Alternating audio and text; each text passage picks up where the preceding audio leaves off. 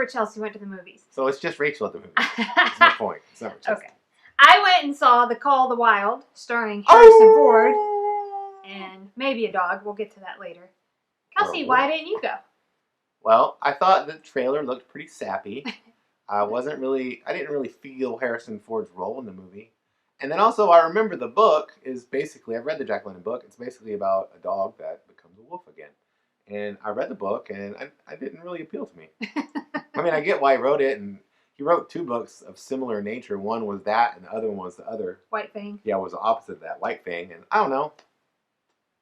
Yeah, I can't really remember the details of either book. When the movie started, I went, oh, this is that one. So yeah, this movie, I don't remember the details of either book very well. I know that one book made me cry. So maybe it was White Fang. I think it's White Fang, yeah. Because White Fang... Is White Fang considered maybe the better book? White Fang runs his little heart out, I think. And his little heart explodes. Okay. And he gave himself to the... Anyway, yeah. Well.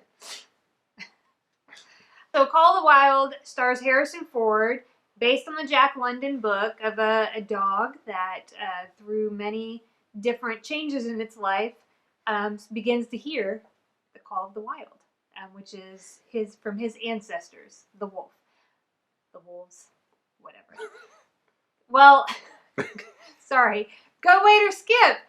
Kelsey can't. Skip it, baby. He gave you his opinion. I said skip it, Kelsey. He skipped it himself, okay? So, my opinion, not just based on the trailer, but having actually saw the movie, is that I definitely, goodness, I think this is I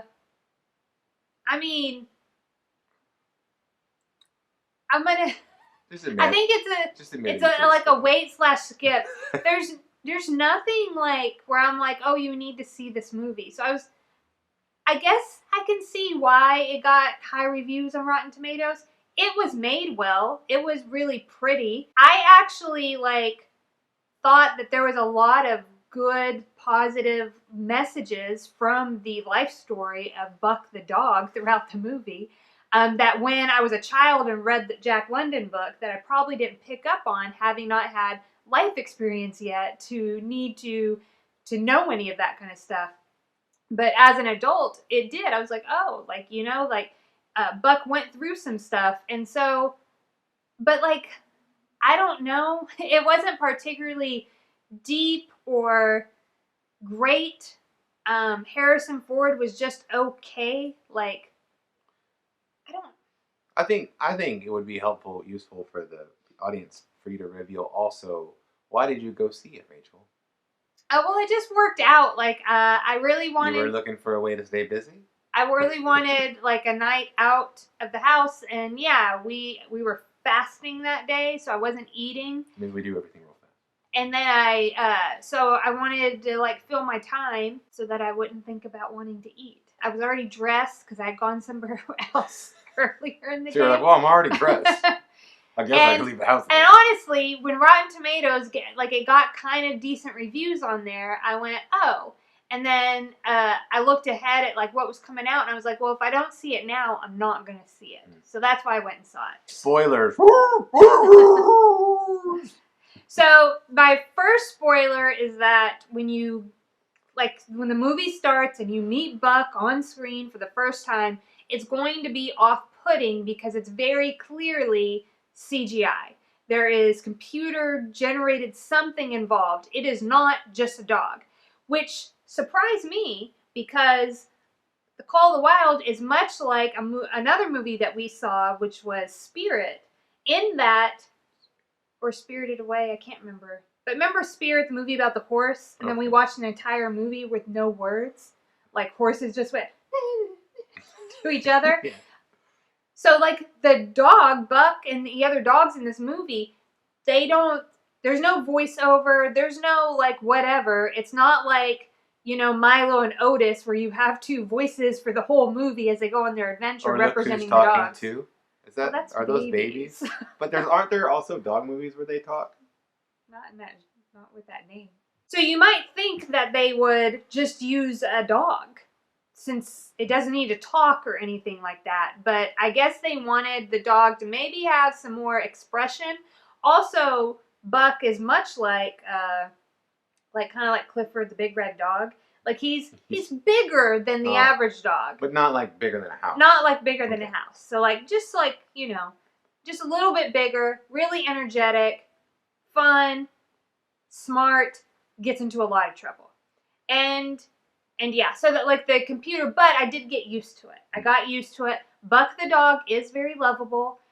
So you will like totally like be on board with the dog throughout the whole movie, which is really great because it's important. Everybody loves dogs. I don't know if everybody loves dogs. Well, we do. Everybody that we care about does. We love dogs.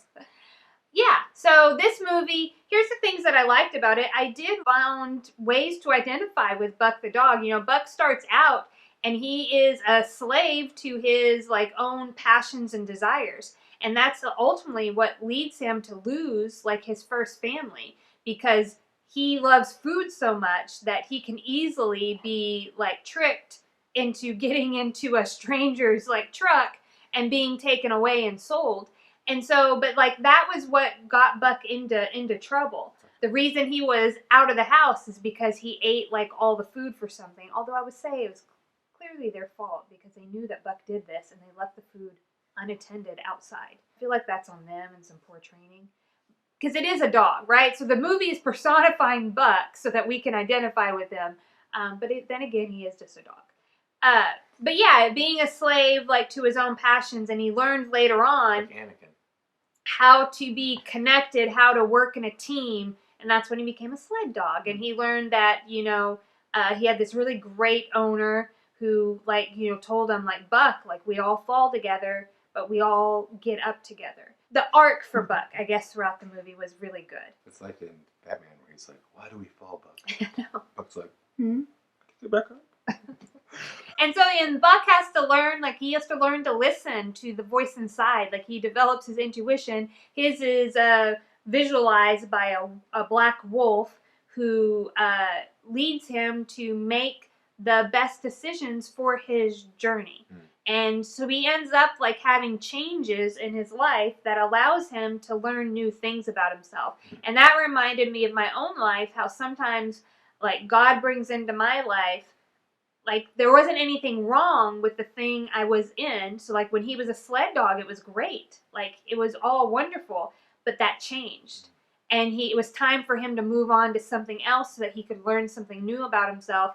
And that just, I feel like that happens in our lives, too. Like, rarely does, like, God let me sit. It doesn't seem like he's going to let me sit in one place God for doesn't too seem long. to be about comfort. I know in my own life, he's like, comfortable? That's nice. Guess what? Now you're going to learn all this. And then Harrison Ford ends up playing a character who ends up with Buck, his last master, before Buck goes out on his own with other wolves.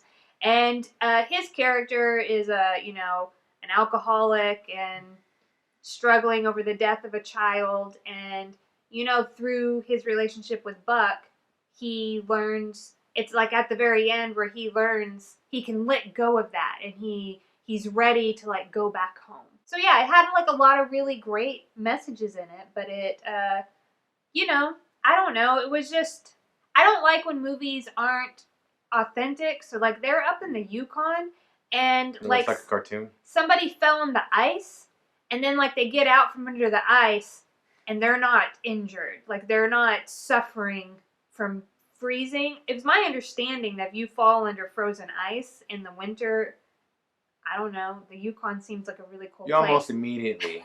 That it's super dangerous. But both Buck and a woman fall under the ice, and they're both cool. Like, there's no issues. I mean, Buck is, like, chill afterwards. He gets out of the ice and, like, is sitting next to he hands, like, his master, like, a stick, you know? Like, she was sitting on a sled being pulled, like, super fast at one point. Nothing on her head, so just out there in the cold winter, like, her face completely exposed to the elements. Just some of that stuff just didn't seem authentic to me. The gold in the movie, because that's part of this movie, is like gold being, during the gold rush, I guess. And I don't know, I guess I didn't know that gold, and I can't know because other things in the movie weren't authentic. Do you find just a big thing of gold and it's shiny and gold? Gold! Or is that fool's gold? I thought that was fool's gold. You know, gold looks gold when you just find it in nature. Yeah, it might not be like polished up and shiny, but it does look like gold. Well, in this movie, it was shiny. Like, well, from the trailer, the movie appeared to like put a layer over everything in the movie as like part cartoon. Like it was almost like a part. It looked fake in the trailer. yeah. So I'm sure it was a little bit of that, but I have a goldologist degree from the University of Gold in Gold Mine, California. Yeah, so if you want to take like your family and you guys want to go see a movie that's ultimately positive and you're gonna enjoy it, and they didn't even show like there's parts of the movie like where dogs are like abused for like a moment, they're hit or whatever, but they don't show that on camera. So they were careful about things like that, so it wouldn't be too harsh to the viewer's eyes. Again, kind of a whitewash over the whole movie. Like, it didn't seem very real. Yeah, that's a good point. Like, it didn't seem very real in trailers, and it wasn't when I saw the movie. So there you go. Well, there you Call of go. the Wild. Another edition of Rachel at the Movies, where Rachel goes to the movies, and then I just make little wisecracks as she tries to explain it to you. I kind of like the format. Maybe this should just be the ultimate format. I like it. Every time we do one of these, I'm excited to just sit here and listen, and then I'll just say stuff. I feel like there's a lot of pressure when we do the other ones because I have to have stuff to say, Thanks for watching. Also, Jack London, great writer, was actually sat ringside and covered a fight in boxing as well, so you can consider him a boxing writer. Vehement racist. Okay, why are we even saying that? Like, tons of people are racist, from the past.